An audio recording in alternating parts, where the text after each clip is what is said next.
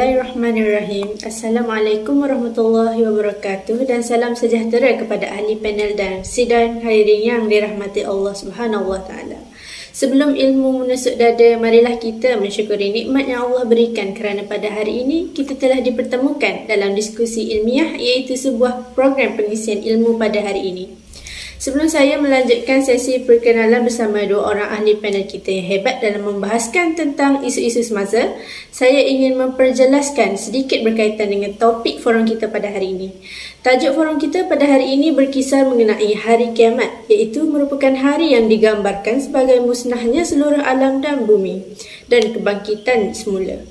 Kiamat berasal dari perkataan bahasa Arab iaitu qiyamah yang bermaksud bangkit atau bangun. Di dalam ajaran Islam, hari kiamat kerap disebutkan berulang-ulang dalam Al-Quran. Tentu saja hal ini untuk mengingatkan tujuan akhir umatnya. Namun, apa yang kita dapat gambarkan hari kiamat adalah pada hari kiamat manusia dan juga seluruh makhluk mengalami akhir dari peradaban dunia dan mengenai waktu terjadinya. Tidak seorang pun yang tahu kapan hari kiamat akan terjadi melainkan Allah Subhanahu wa taala. Sebelum kita mengupas dengan lebih mendalam tentang topik forum kita pada hari ini, saya dengan berbesar hati untuk memperkenalkan ahli-ahli panel kita yang bersama saya sepanjang forum ini berlangsung.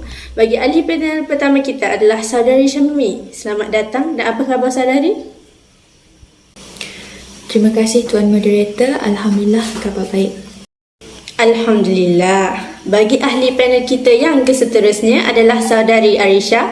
Selamat datang saudari, apa khabar? Waalaikumsalam warahmatullahi wabarakatuh. Alhamdulillah, khabar baik. Usai kita dari sesi berkenalan bersama ahli-ahli panel kita pada hari ini, marilah kita kembali semula pada topik forum kita tentang hari kiamat. Para hadirin dikasihi sekalian, didapati kini bahawa seluruh tanda-tanda kecil telah muncul dan terbukti seperti yang dinyatakan di dalam hadis. Jadi, apakah yang dimaksudkan dengan tanda-tanda kecil hari kiamat yang dikatakan tersebut? Bagi menjawab soalan pertama ini, saya ingin menjemput Saudari Syamimi untuk menjelaskan dengan lebih lanjut. Silakan saudari.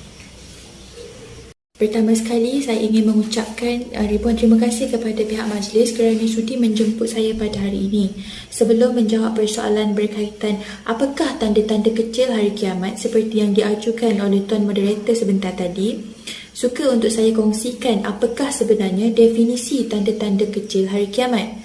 Tanda-tanda kecil hari kiamat atau yang juga kita sebut sebagai Ashraf Syughra adalah tanda-tanda yang mendahului kiamat atau menandai datangnya kiamat dalam jarak atau jangka waktu yang lama.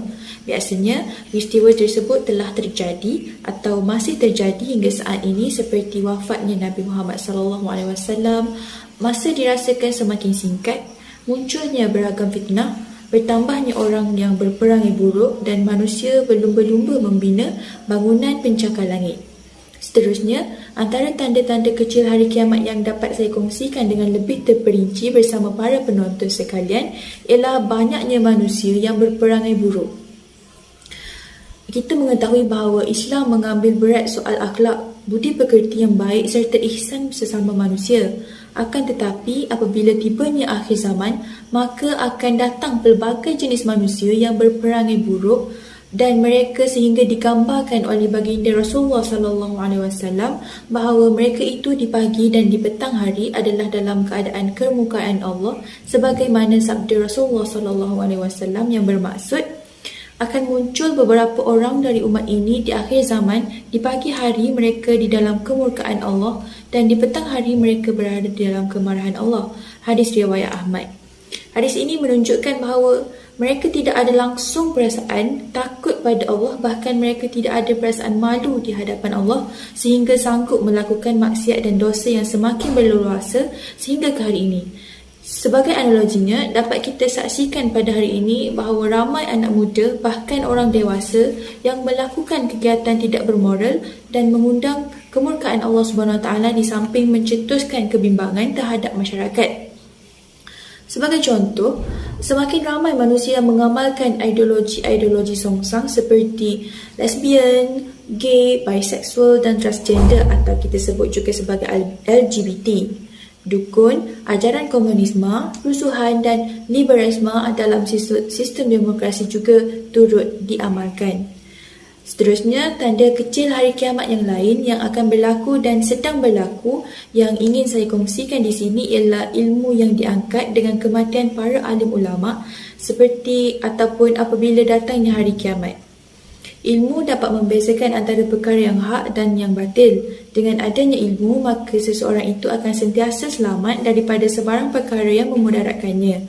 Kerana itu, pada akhir zaman nanti, ilmu akan diangkat dengan kematian para alim ulama yang bersungguh-sungguh dalam menyampaikan ilmu seperti yang disabdakan oleh Rasulullah, yang bermaksud ilmu agama dicabut, banyaknya bencana, kebakhilan bermaharajalela dan banyaknya al-haraj.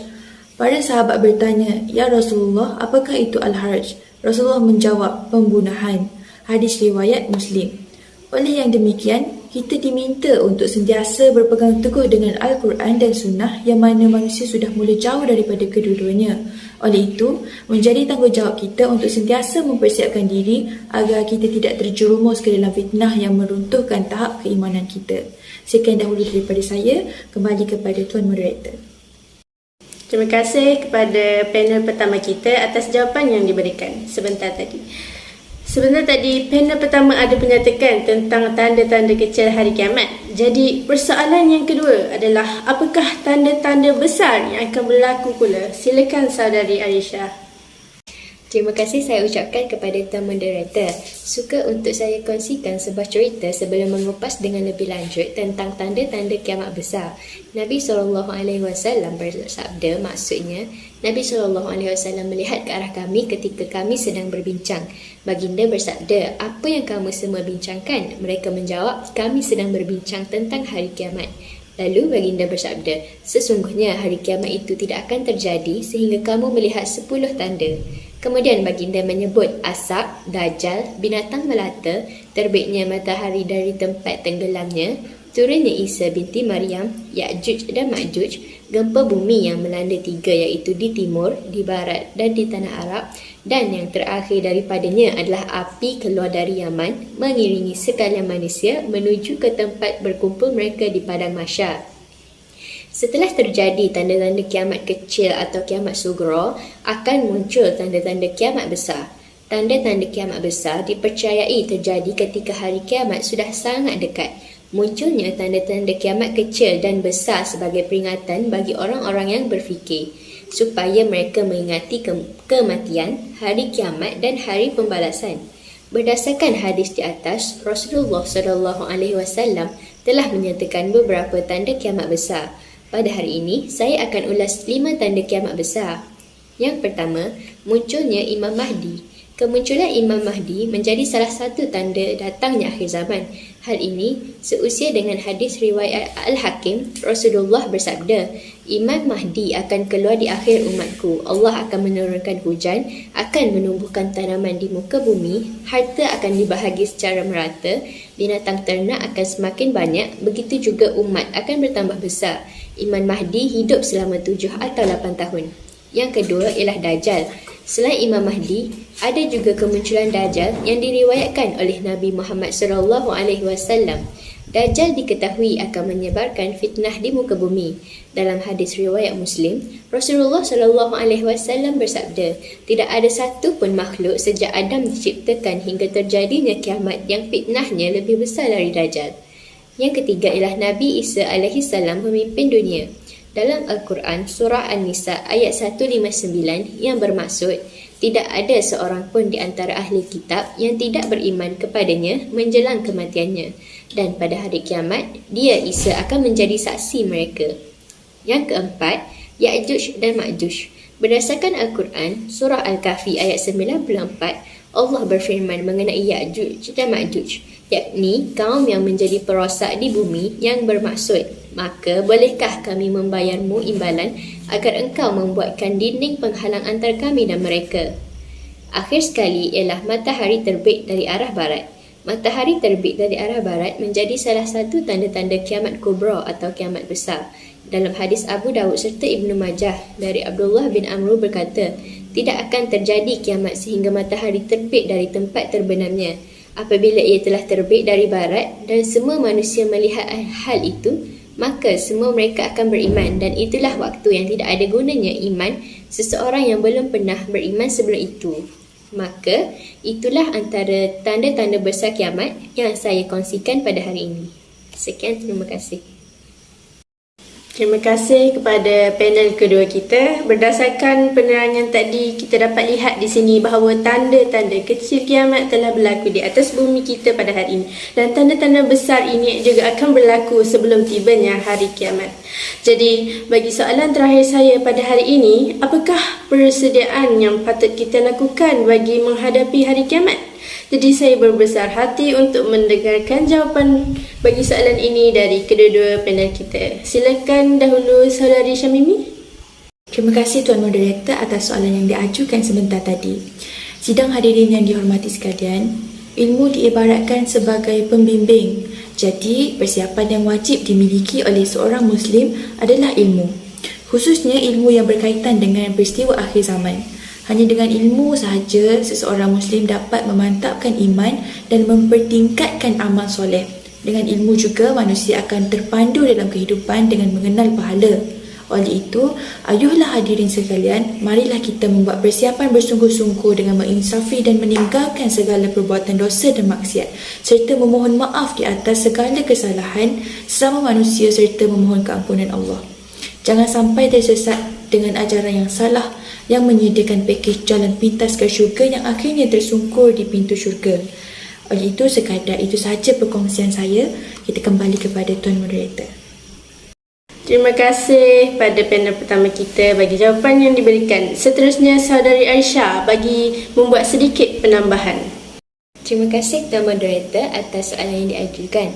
Menjawab persoalan yang kedua, iaitu apakah persediaan yang kita manusia sepatutnya lakukan untuk menghadapi kiamat? Pada pendapat saya, kita haruslah mempersiapkan diri kita dengan amalan yang banyak sebagai persediaan menghadapi hari kiamat. Inilah sebaik-baik bekalan menuju hari kiamat.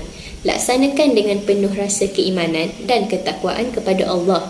Membuat persiapan bersungguh-sungguh dengan menginsafi dan meninggalkan segala perbuatan dosa dan maksiat, serta memohon maaf di atas kesalahan sesama manusia serta memohon keampunan Allah. Jangan suka bertangguh atau terpedaya dengan perkataan nanti atau slogan masih muda, relax dulu, kerana itu adalah perangkap kehidupan dunia yang merugikan. Perhebatkan amalan dengan membelanjakan harta pada jalan Allah seperti amalan berzakat, berwakaf dan bersedekah. Firman Allah yang bermaksud, berlumba-lumbalah kamu mengerjakan amal yang baik untuk mendapat keampunan dari Tuhan kamu dan mendapat syurga yang bidangnya seluas langit dan bumi, yang disediakan bagi orang-orang yang beriman kepada Allah dan Rasul-Rasulnya. Sekian, terima kasih. Alhamdulillah, jawapan yang sangat mantap telah diberikan oleh kedua-dua panel kita. Terima kasih saya ucapkan kepada kedua-dua panel kita pada hari ini kerana sudi hadir dan sudi menyuarakan pendapat masing-masing. Moga apa yang kita dapat hari ini memberikan sedikit pencerahan dan input yang bermanfaat kepada kita. Nampaknya masa amat mencerubui kita. Jadi sedikit rumusan ringkas yang kita dapat buat pada hari ini ialah peristiwa akhir zaman banyak dikabarkan kepada kita dari hadis-hadis Nabi kerana baginda mahu kita sentiasa mempersiapkan diri untuk menghadapi hari kiamat yang menjadi rahsia Allah. Baiklah, setakat ini sahaja perbicaraan kita tentang forum hari ini. Assalamualaikum, sehingga kita bertemu lagi. Akhir kata, wabillahi taufiq wal hidayah. Assalamualaikum warahmatullahi wabarakatuh.